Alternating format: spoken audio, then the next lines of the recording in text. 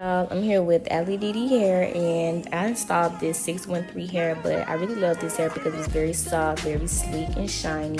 But not just that, because I'm not a fan of like the blonde hair that's not toned. I like this toned hair, this type of blonde. It gives off kind of gray. But overall, I love the way it melted. I didn't have much trouble. And then, just going in to do the pluck-in, to do this install, it was very simple and sweet. I wanted to go for a middle part install, so thank you for Alididi for sitting this hair. Make sure you all refer to my description box and check out the codes and discounts.